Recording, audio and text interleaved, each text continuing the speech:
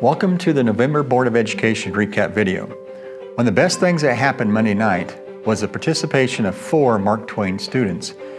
Brinley McGrew, Peyton Pugh, Mary Burwell, and Hank Davis led us in the Pledge of Allegiance and later presented information regarding a special Mark Twain program. Each month I present information called Dashboard. I discuss various district statistics or metrics to provide you a better understanding of what's occurring in our district. Free and reduced meal status was my focus Monday night. This is very important for everyone to hear. There are 2 basic things you need to know regarding free and reduced meals. The obvious one pertains to receiving free and reduced meals depending on the various requirements for people in need. However, the lesser known reason is many portions of the district funding is based on our free and reduced status. Basically, the more free and reduced students equal more money, more state funding, and grants critical for supplies, staff, and technology for our students. I don't know how many realize the federal government initiated a new program last year and continuing it this year to where all students, regardless of financial need, receive free meals. No one pays for breakfast or lunch except for extra items. Here lies our problem. Our free and reduced numbers have decreased over 9% since COVID hit. Although I would love it that our economy is so robust that many people do not need financial assistance, I really don't think that is the issue. I believe parents are not completing the application because they don't need to anymore in order to receive free meals. The incentive to complete the application was eliminated due to federal government's free meal program. Unfortunately, the fewer approved applications cost the districts around $300,000 in state money last year, money that we will not get back. Please complete an application. Your information stays with the district. The CSIP goals that the media specialists addressed in our program allow us to enhance instructional programs, resources, and support services to all students and faculty while providing a safe learning environment. Library media specialists promote and encourage reading for enjoyment, personal growth, and learning. They teach students the fundamentals of using the Media Center by assisting with book selections and teaching various skills such as book handling, library behavior, research skills, and technology skills. At the K-6 centers, this instruction is provided during release time for classroom teachers.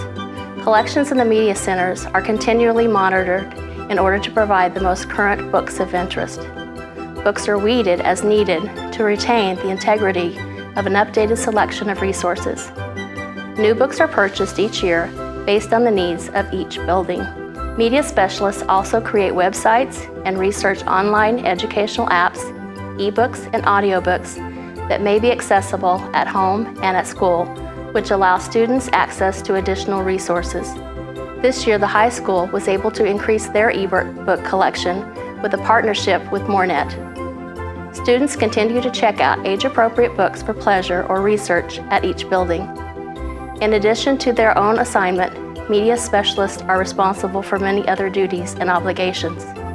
These include, but are not limited to, planning and managing book fairs, serving on district and building committees, and serving as mentors or advisors.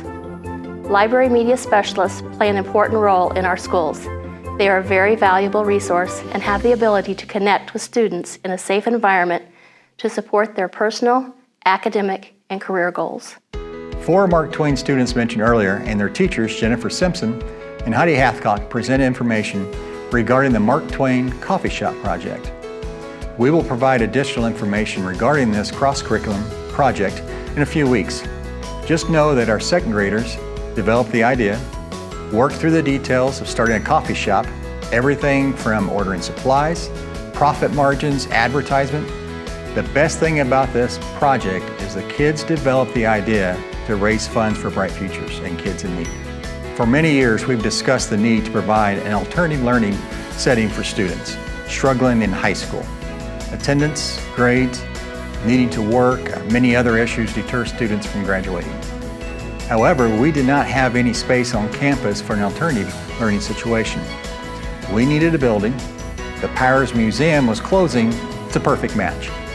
The Board of Education approved accepting the Powers Museum donation. We are working through various options on how to use the building. We hope to have something in place by next school year. Hi everyone, I'm Matt Huntley, Assistant Superintendent for Instruction at Carthage Schools. I've been asked to provide a brief rundown of the report I gave to the Board of Education this month. The topic was instructional effectiveness. There's no way to hit everything in that report, so we're going to celebrate a little bit, call out some people that deserve to be called out.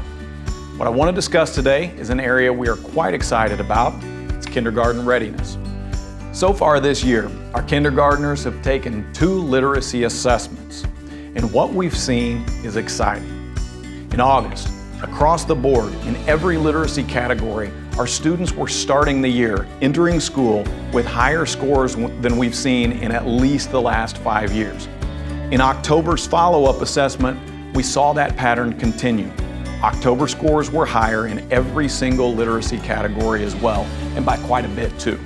If we're attributing those scores to something, we think the district's emphasis on early childhood education over the last few years, the addition of 5-day-a-week pre-K schooling, 3 additional pre-K classes, and the Tiger Prep Academy, as well as curricular changes, are all perhaps part of the success. But I would be remiss to not point out the most important factor in the growth, the ridiculously good efforts of the teachers who continue to learn, study, take classes on their own time, and are willing to try new things and implement new practices in their classrooms every single day.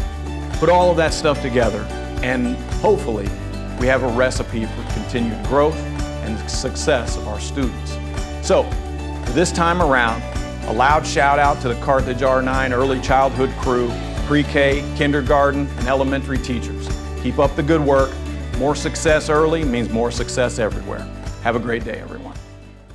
I present information regarding the Performing Arts Center. Please recall, building a new Performing Arts Center was considered a top priority during our Carthage 2020 community meetings about 10 years ago. It was also one of the top priorities determined a few years ago during our Carthage 2020 and beyond community meetings.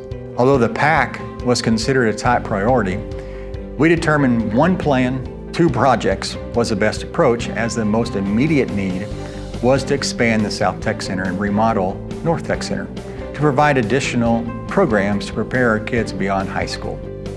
The PAC was placed on hold, but now it needs to be addressed. Nothing is official. The board must approve the ballot language by the January board meeting to put it on the April ballot. We're working on posting preliminary rough draft plans. You'll be able to view those on our district website here pretty soon. Remember, nothing is official. I will present additional information at our next month's board meeting.